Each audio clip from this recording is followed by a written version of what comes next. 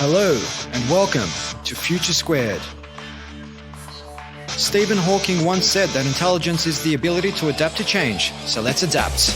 My name is Steve Glaveski, and each week I'll bring you conversations with preeminent thought leaders from a variety of fields to help you think in a multidisciplinary way, kick goals in your professional and personal life, and better navigate what is fast becoming a brave, new world. Future Squared is brought to you by Collective Campus, an innovation accelerator that works with organizations to unlock their people's latent potential to create more impact for humanity and lead more fulfilling lives. If you need help driving your organization's innovation strategy, visit collectivecampus.io. And without further ado, come with me if you want to live. In today's age, it can be hard to find the time to sit down and learn more, especially if you've not yet turned off your push notifications like I've been telling you to. You might hear some of my author interviews and think, wow, I'd love to read that book, but with so many great books out there, you don't have the time to read them all. Well, there's one app I highly recommend, and it's called Blinkist. Blinkist takes the best key takeaways and need-to-know info from thousands of non-fiction books and condenses them down into just 15-minute reads. That's 900 seconds. Prefer to listen to books? Blinkist has you covered. As an advocate of short feedback loops, I like Blinkist because I can learn and apply key concepts to my business and life faster, which means I get results faster. I use Blinkist when I'm in the gym, pounding the pavement, and commuting. I've listened to books like Sapiens by Yuval Noah Harari and Thinking Fast and Slow by Daniel Kahneman on Blinkist. Two books you should most definitely check out. Right now, for a limited time, Blinkist has a special offer just for Future Squared listeners. Go to blinkist.com/futuresquared to start your free 7-day trial. That's Blinkist, spelled Blinkist. Blinkist.com/futuresquared to start your free 7-day trial. Blinkist.com/futuresquared. And now for today's guest. So say if I'm on a foam roller rolling out my quad, for example, I can sort of roll up and down it, which is quite good. But then if I pause on any really tight spots, that sort of increases the intensity. And then actually flexing and unflexing my muscle by sort of moving my leg adds another sort of element to that, more of a dynamic sort of release. Welcome back to Future Squared for episode number 361 with Aaron Aldred. Aaron is a movement-based performance trainer based in Melbourne. With a bachelor's degree in sports science, he currently trains clients out of Focus Fitness in Yarraville, a gym in Melbourne's gritty inner west. Aaron runs 4-week mobility workshops, which provide a wealth of knowledge on optimizing movement mechanics, self-myofascial release, and body recovery. Aaron has been a competitive athlete for the majority of his life in a range of sports, and currently he's a national level player in lacrosse. We explored the importance of mobility, the effects of a sedentary lifestyle on the body and the mind, and what you can do to add more movement to your day, especially if you work in an office. With that, please enjoy my conversation with Aaron Aldred. Welcome to the show, Aaron. Thanks for having me, Steve. It's a pleasure to jump on Future Squared. No, it's an absolute pleasure to have you on the program. And look, most people in our audience probably aren't going to be all that familiar with who Aaron Aldred is, but perhaps you can fill us in on who you are and what you do. Yeah, sure.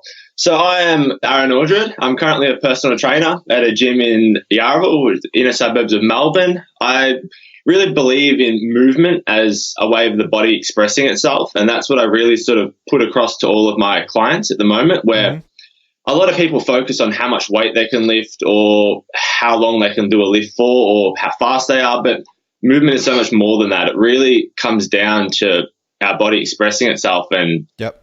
No, that's right. And I think, when we met, it was actually at a mobility session that you ran at Focus Fitness in Yarraville, a 4-week mobility course. And I signed up to that course because as I'm getting older now into my mid-30s, like for so long, it was very much about how much I could lift, how hard I could train in the gym as opposed to movement.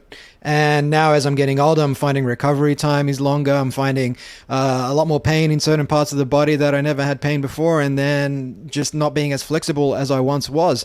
But before I get into that, one thing that struck me about yourself was that you're very, very passionate about this space.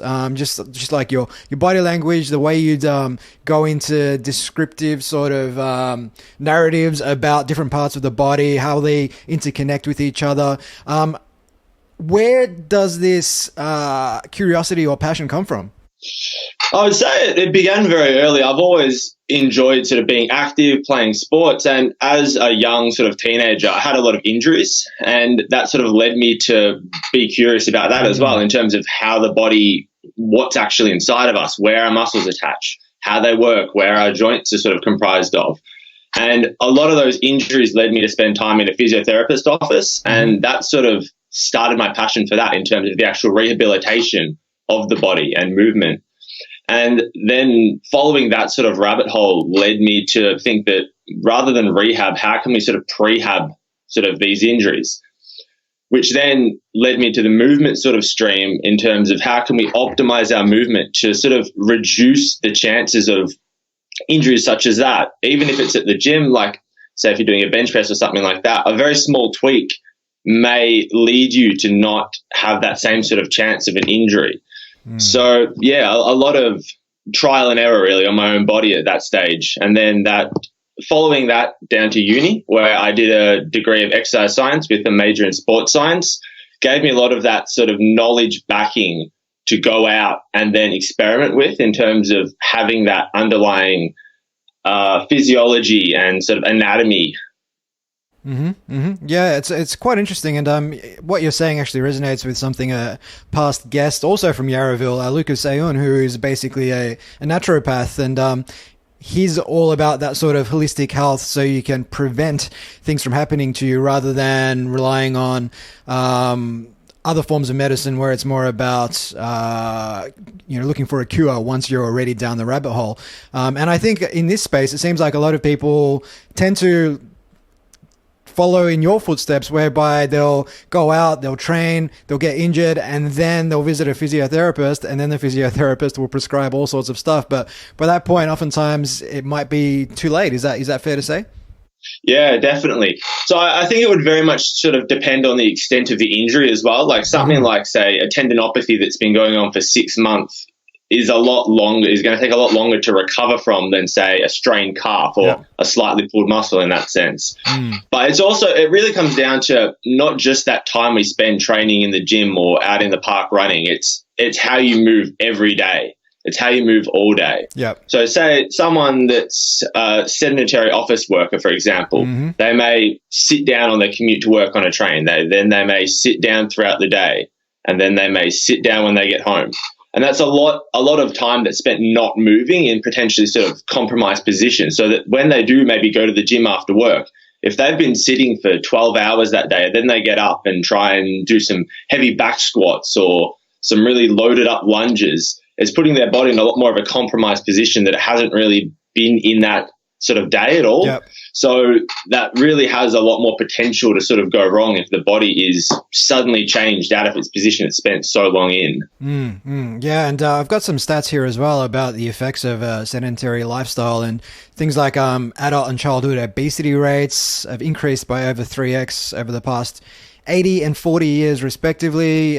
Things like ailments like diabetes, 4x increase in the last 60 years.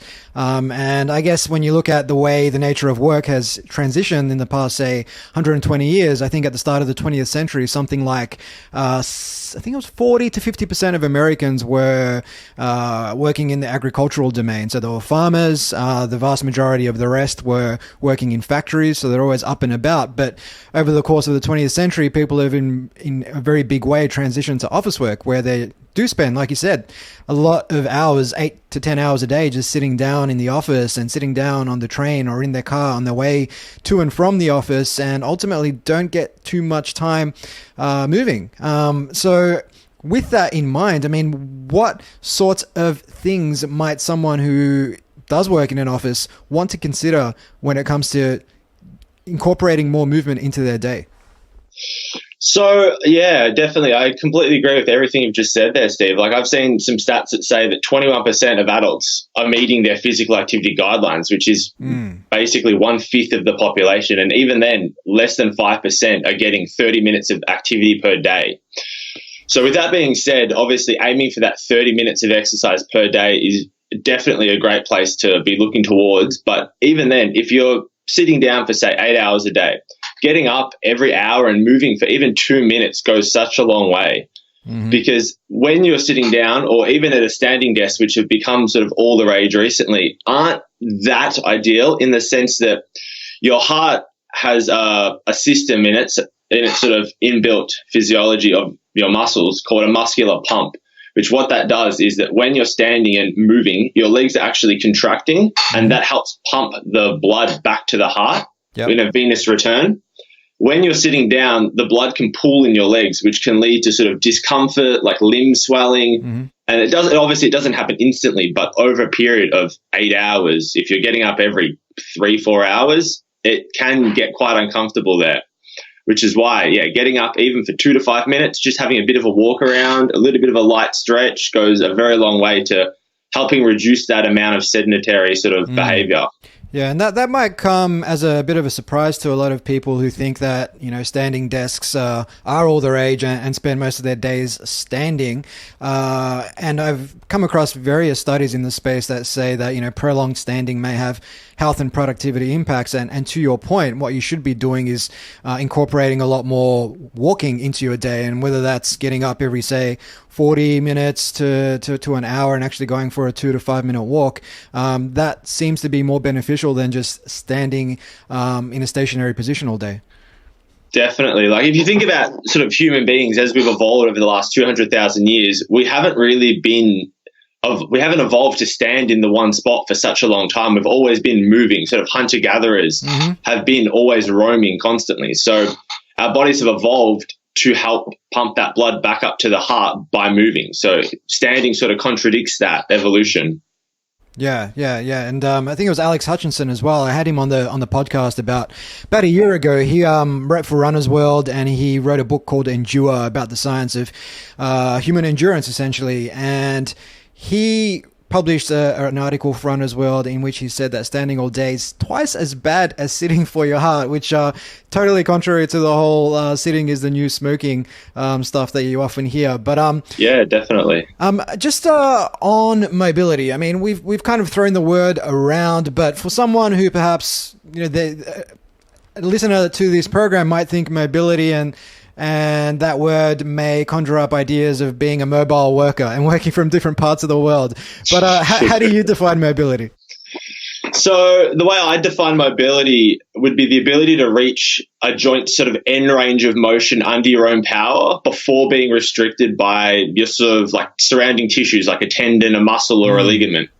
A lot of people would probably mix up mobility and flexibility. Flexibility, as it would be different to mobility, would be it's the absolute range of motion at a joint. So if I'm, say, laying on my back here on a bench, Steve, and you were to grab my arm and open that as far as I could, like you're doing sort of a dumbbell fly, that would be flexibility, as something else is moving my arm towards its end range. So it's basically a passive range.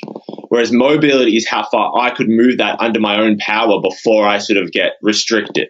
Right. So if somebody's listening to this and curious as to how mobile they are themselves, are there any tests that they can then perform? Yeah, so there would be a fair few. If they wanted to do, say, a good one for an ankle one without requiring sort of any tools or anything, what they could do is head down to sort of a wall, and this is called a half kneeling dorsiflexion ankle test. So you want to take a knee, bring your other foot and knee up towards the wall. See how far you can bring your foot off the wall while keeping that front knee in contact with it and your heel down.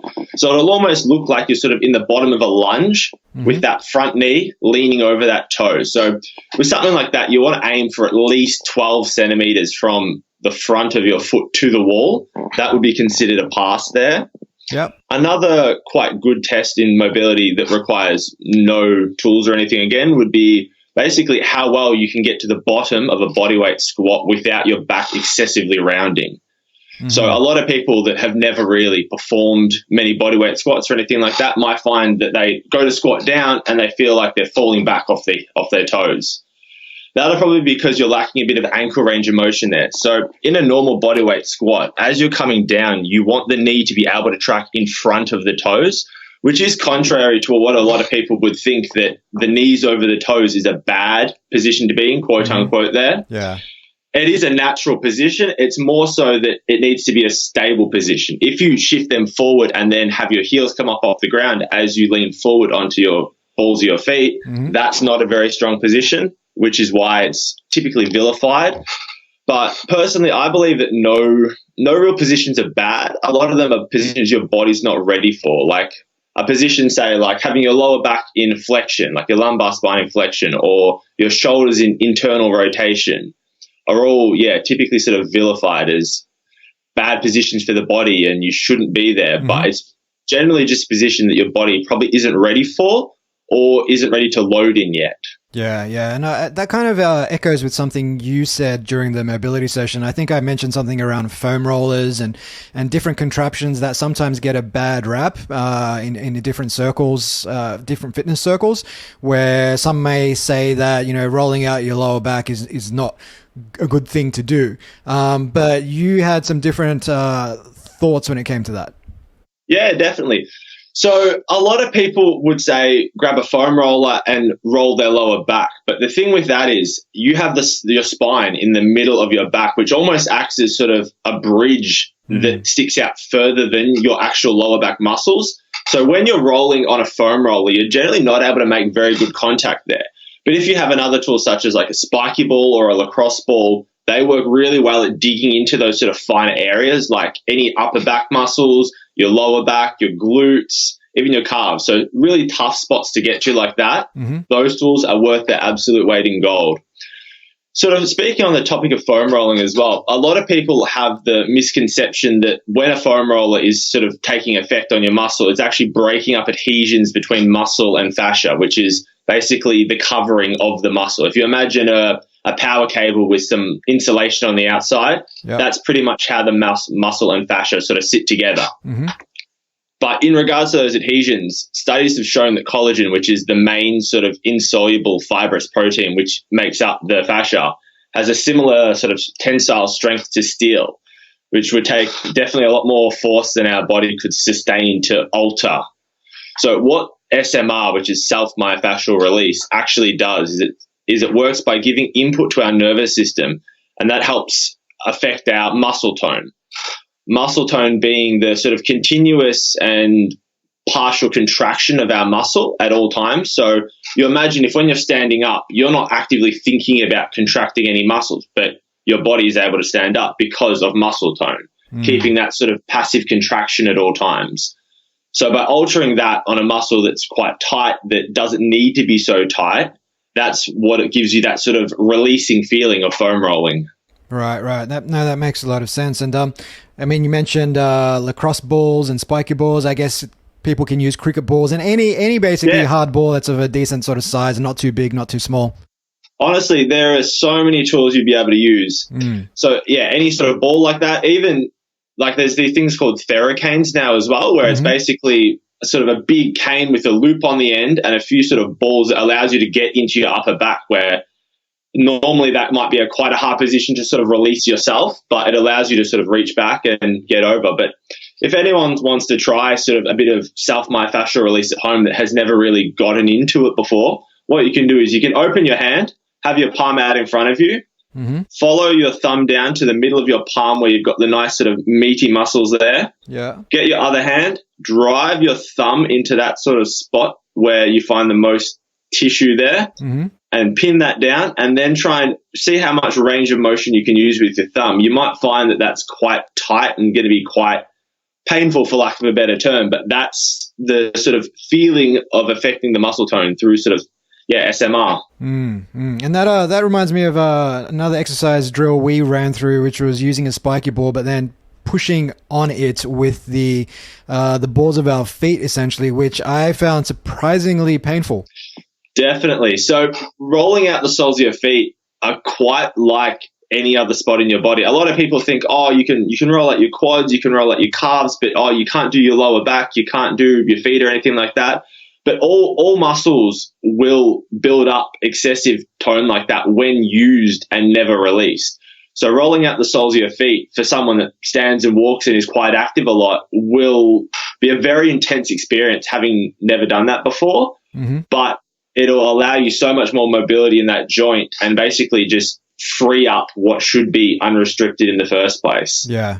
So definitely recommended for any athlete, for anyone that walks a lot. Mm-hmm. And when sort of rolling out like that, a good little thing to add into that is motion. So say if I'm on a foam roller rolling out my quad, for example, yep. I can sort of roll up and down it, which is quite good. But then if I pause on any really tight spots, that sort of increases the intensity.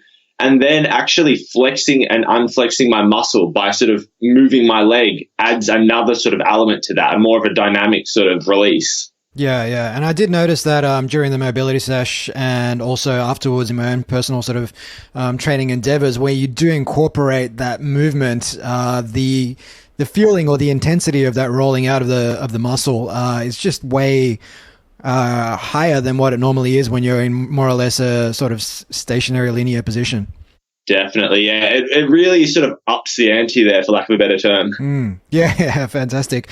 So with respect to longevity, I mean, what is the impact? I mean, we've kind of covered off on things like obesity, diabetes and whatnot, but aside from that, I mean, what's the impact on longevity, like human longevity, not only lifespan, but health span when it comes to mobility and perhaps not incorporating as much movement into your days as you should be? Yeah. So in terms of the body wants to be able to move in all of its range of motion. And for people that sort of aren't able to hit that, the term use it or lose it comes to mind. Mm-hmm.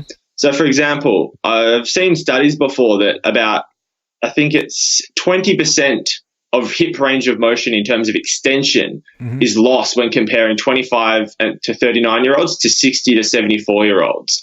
So that may not sound like a lot, but if you're thinking about every time you're taking a step, that amount that you can sort of push back behind you is reduced by 20%. That's quite a significant amount. And that's just the one hip joint in one amount of movement that was measured there. If you translate that to the whole body, you're losing a fair bit of the range of motion you should be able to access for everyday movements, which is why a lot of sort of elderly adults, when they start to have falls and things like that towards the end of their lives, they like struggle to get up off the floor because those ranges of motion that allow them to sort of roll their hip internally to then put their hand down to then get up is quite drastically reduced. And same thing goes with strength there as well. Mm-hmm.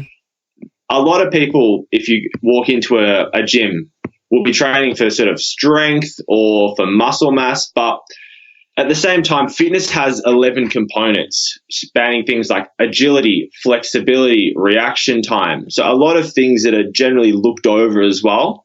And as you mentioned, longevity. When you really sort of push one component of fitness to its absolute peak, you're going to pay a price eventually.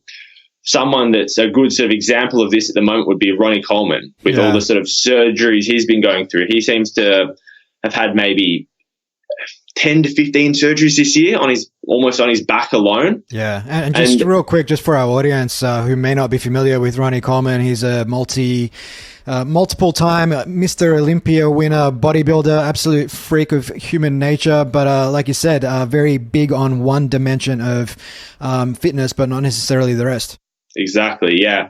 So I think he was 8-time Mr. Olympia, 800-pound squat, 800-pound deadlift, but at the same time push that so hard without focusing on as much mobility, as much, sort of cardiovascular endurance, things like that, to keep the whole body fit rather than just the sort of muscles you'll see on the outside. So someone like that may look extremely fit outside, but internally they may not be at that same point. Yeah, and it's funny because I remember listening to an interview with Arnold Schwarzenegger when he was in town for the Arnold Classic, and someone asked him someone asked him what he benches nowadays, and he basically said he doesn't bench anymore because it's bad for your shoulders.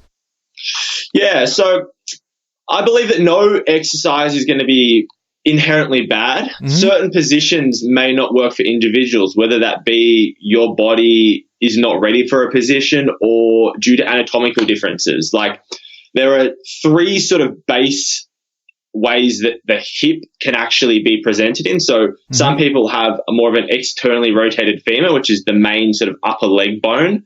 Some people have a less rotated femur, which is why you see a lot of people, some people will squat with their feet basically below their hips in line, pointed straight. Some people will squat with a 2 times shoulder width sort of stance, feet pointed 45 degrees out. So that's due to anatomical differences there.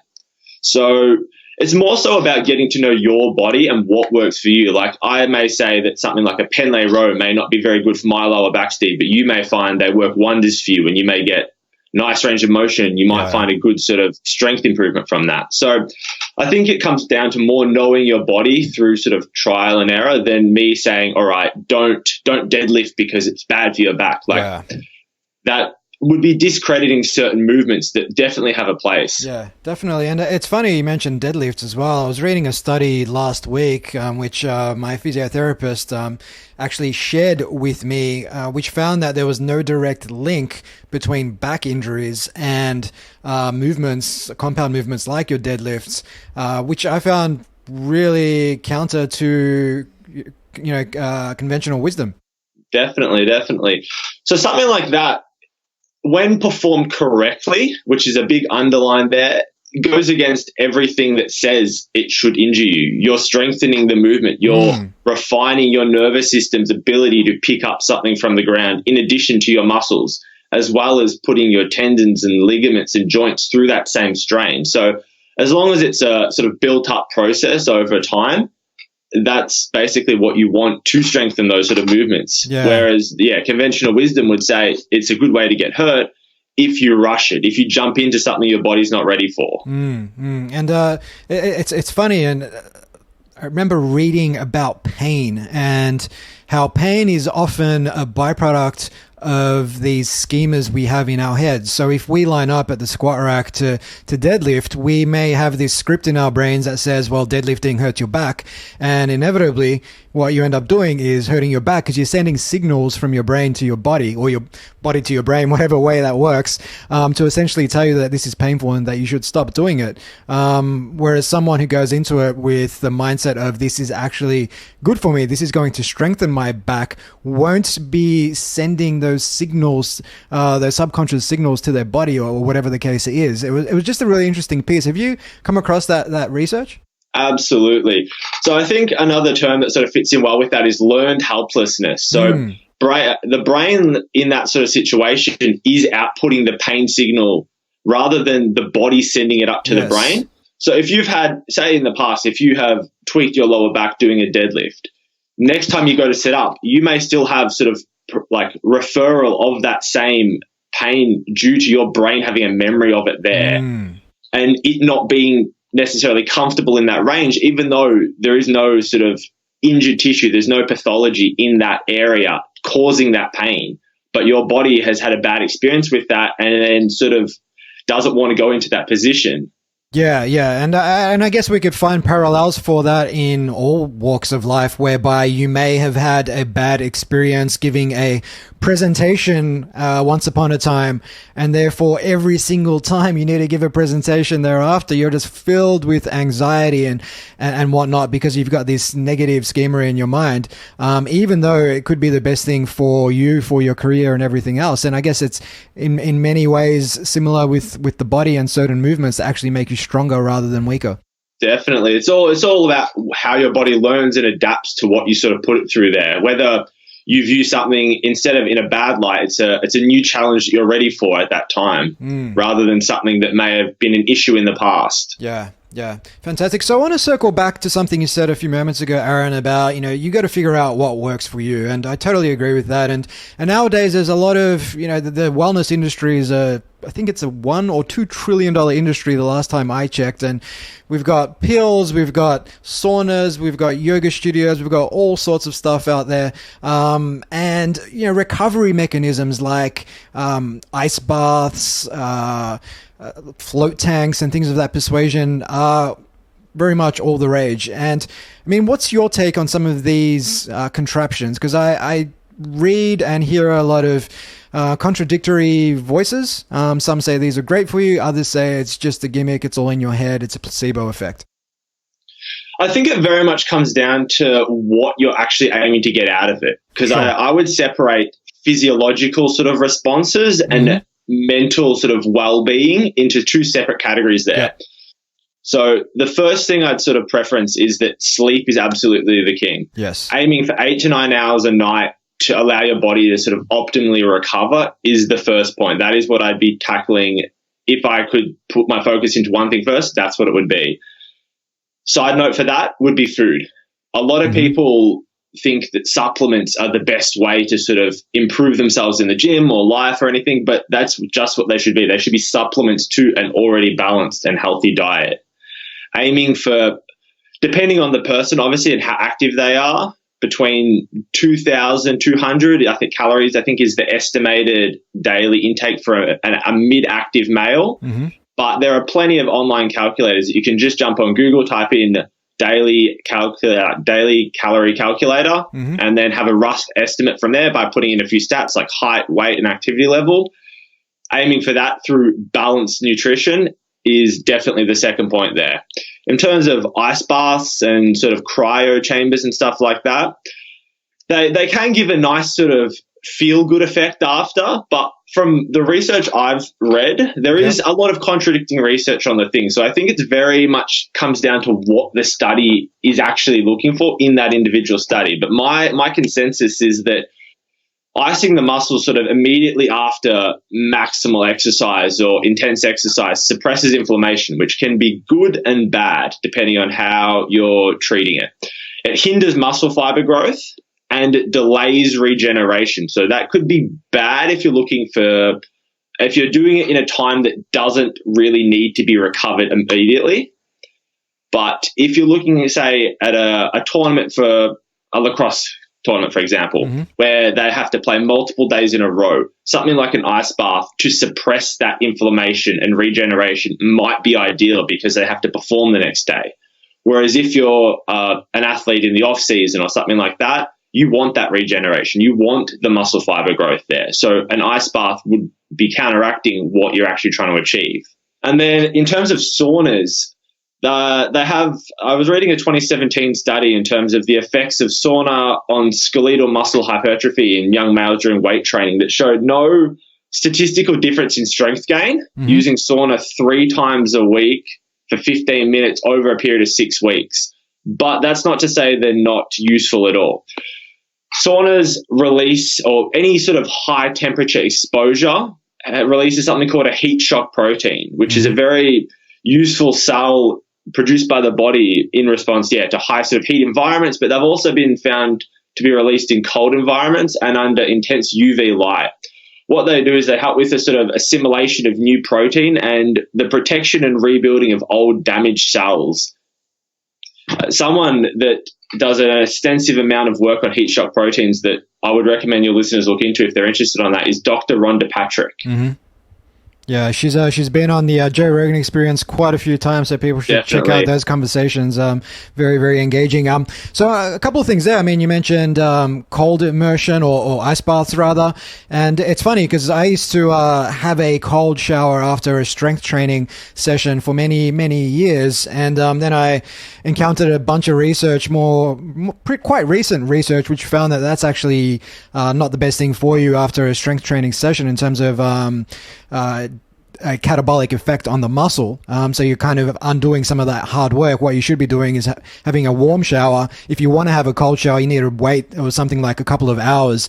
Let that sort of the metabolic byproducts be carried out. And then in terms of the warm shower, that would help increase sort of blood flow to all your peripheries there to help take all those byproducts out. Yeah, and just to close the loop on saunas and something you said earlier, which was sleep. And I mean, just on sleep, I'm not sure if you've read Matt Walker's Why We Sleep, but that was transformational for me. I mean, everything you put forward in that book around having 8 hours of sleep a night and the impact not only on you physiologically, but emotionally as well, like emotional regulation, as well as your ability to connect the dots between disparate sources of information and essentially make you more creative and a better problem solver during your day. It absolutely blew my mind.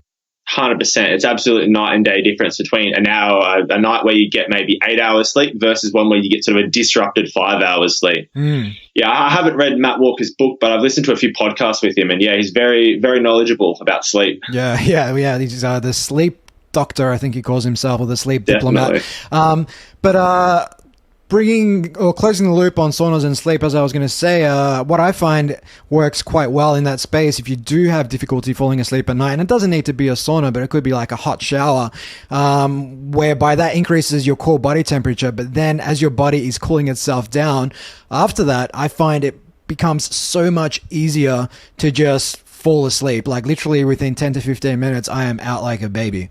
Definitely. One of the things that I've when I've been trying to focus on sleep and sort of push that to a lot of my clients to improve their recovery is that when you're actually going to sleep, a lot of times your body will sort of drop between 0.5 degree to 1.5 degrees in terms of dumping a bit of excess body heat.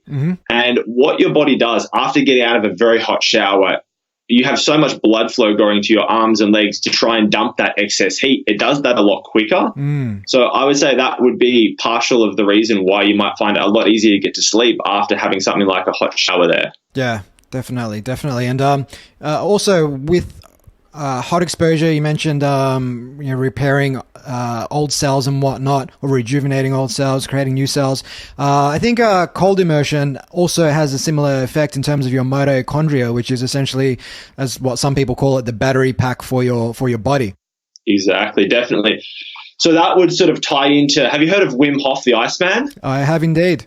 Yeah, so that's what he preaches, that when you're in, say, an ice bath for enough time there, that is how your body basically continues to maintain its sort of homeostasis level of body temperature by your mitochondria absolutely firing up and working overtime to sort of fight off that cold that's trying to penetrate your body there.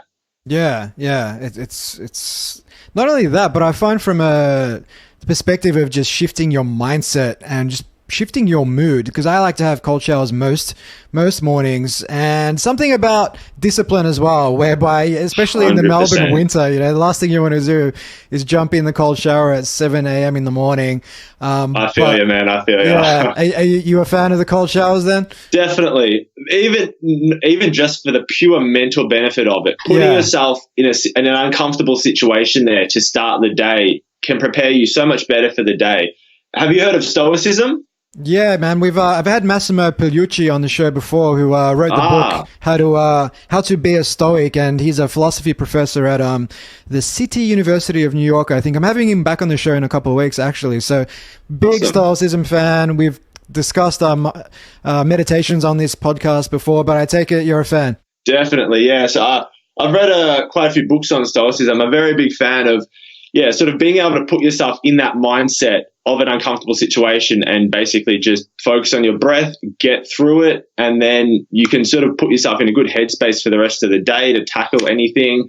And the more you sort of habitually do that, the more I feel you take control of your own actions in that exact moment, rather than just sort of, you have days where you might be on autopilot, sort of not really thinking through what you're doing, just sort of reacting to what's happening in front of you rather than being sort of present in the moment. And something like a cold shower or an ice bath can really help to sort of shock your system to bring you back to that exact sort of moment there. Yeah. But yeah, very, very big fan. Yeah. I think the Stoics call that practicing poverty, and putting yourself into positions of adversity so that when adversity inevitably does appear in your life, you'll be much more mentally prepared to deal with that. And if you're mentally prepared for adversity, then you're going to be more likely to succeed and get further than you would if you kind of cowered at the first sign of difficulty presenting itself. So totally. Definitely. Deny those luxuries. Exactly. 100%.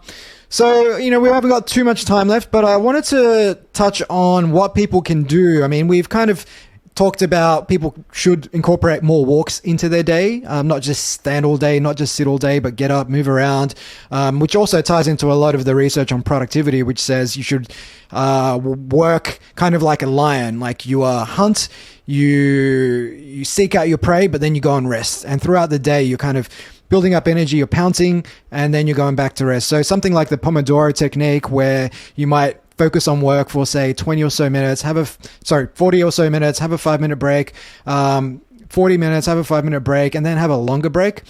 Something to that effect, I think, works really well. And also gives you that time and space to actually get up, go for a walk, go have a chat around the water cooler, whatever the case may be, and get back to work. So incorporating walks into your day. If you're catching the train to work, try and stand up. That's what I try and do most days, and absolutely love it. And everybody else seems to be fighting each other for a seat, but I'm like the crazy person who gets on the train first and just opts to stand. What else might people do in terms of exercises they can do, or just little things they can incorporate into their day to help them become more mobile?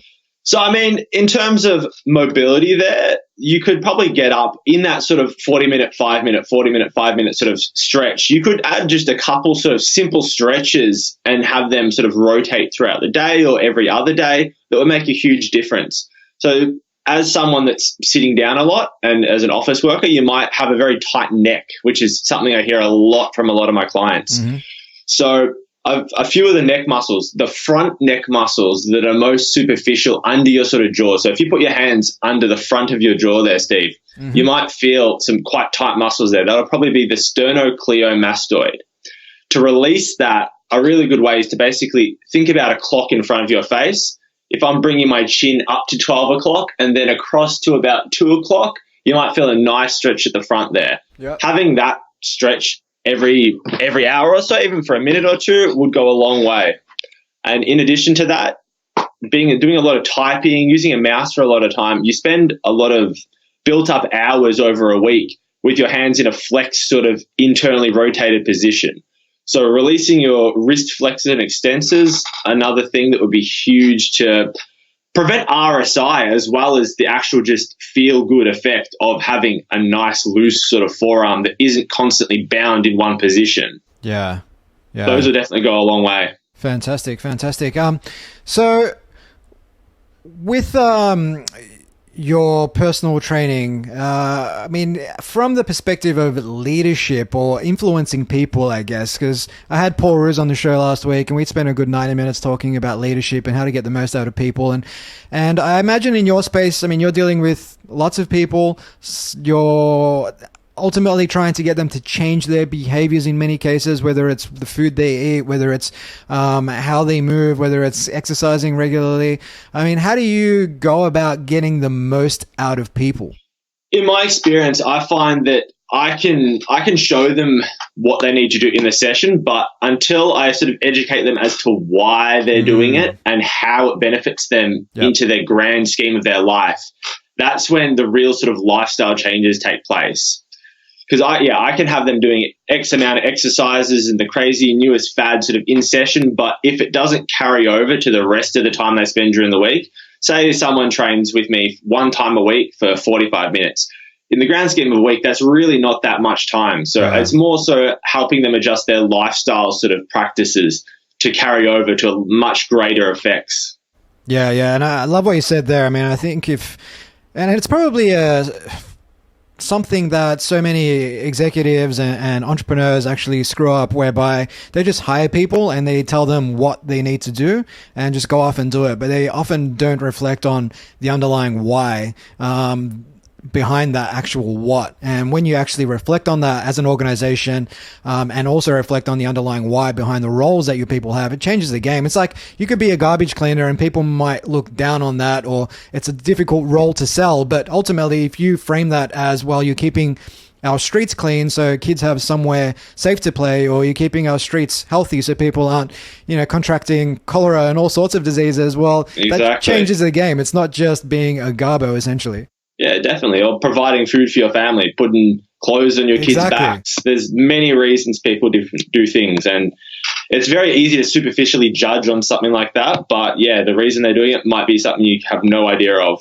Yep. 100%. So, man, this has been a great conversation. For our audience, My pleasure. I've enjoyed it.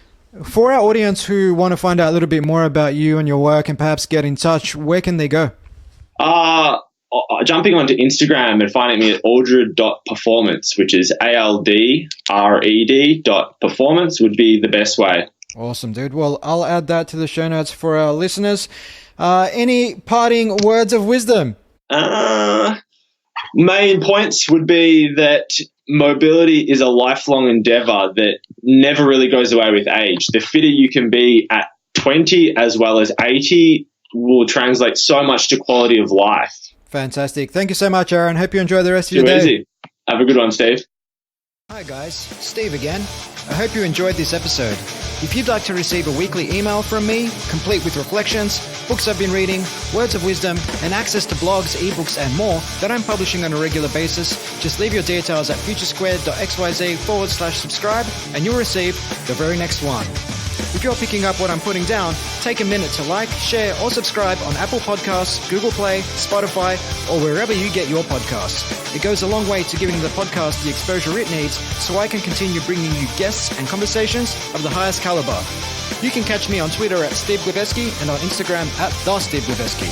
Until next time. Hasta la vista, baby.